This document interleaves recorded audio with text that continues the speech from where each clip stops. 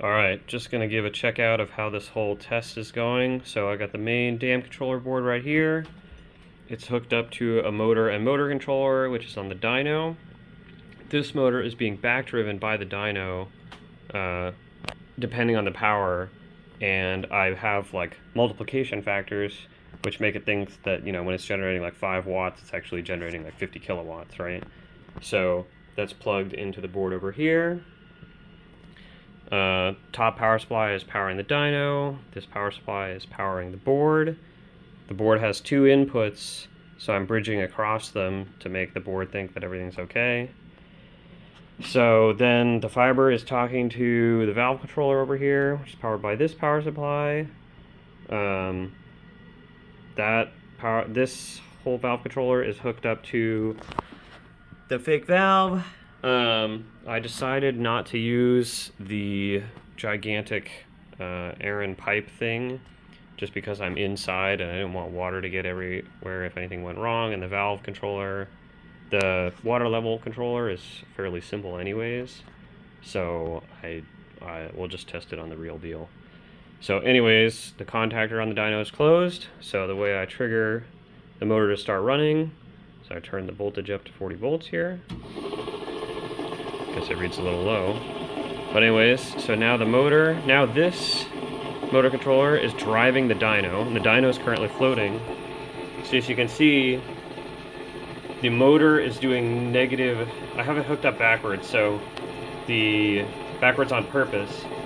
The motor is generating power. The motor is doing work on the dyno to backdrive the dyno, which is bad.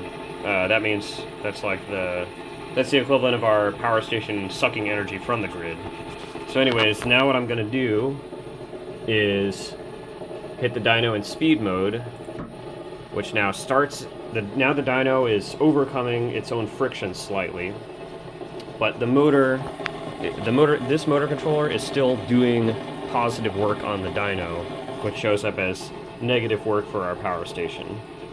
So what I'm going to do now is tell the facility to turn on, and the way I do that is with this switch here, and what we're going to see is the top drives the main contactor, the second from the top drives the PFC relay, and the bottom drives the hydraulic pump.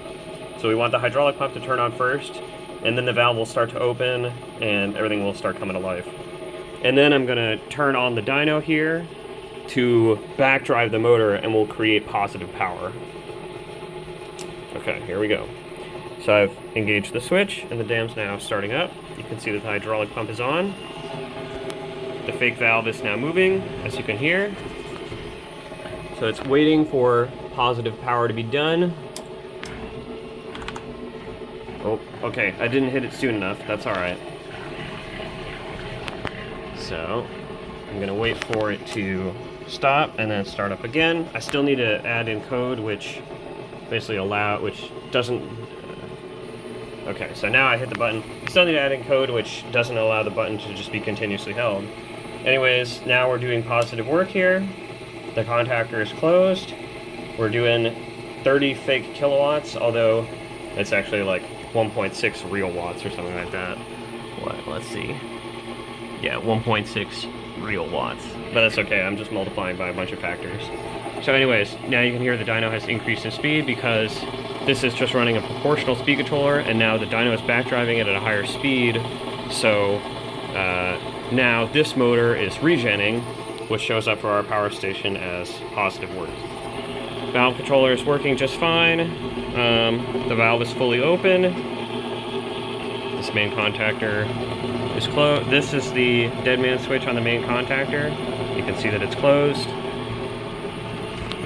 And they're doing a bunch of drilling in my house too, so yeah, anyways, this is the full situation. Anyways, okay, so now what I'm going to do, I'm going to pre-type in the dyno software 130 RPM, but I'm not going to hit it yet. Okay, so now I want the facility to shut down. So I'm going to tell it to stop. And the valve is now closing.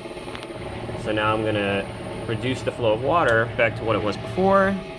Now we're doing negative power, and you hear as soon as the negative power occurred, that's when it knows to open the contactor. So it waits for negative power to open the contactor and continues to close the valve. When the valve is fully closed, it switches to off. But yeah, that's the whole deal. Lots of stuff going on here.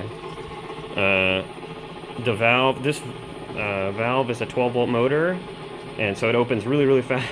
I didn't want to run it on 53 volts, so I'm running it through 2 power resistors, and that makes it work pretty well. I think the only thing that I haven't really fit in here yet is the limit switches, because this one I'm just running off the potentiometer. But anyways, other than that, it's more or less fully working. So I'll get a wider shot of the whole setup. Here's the whole setup.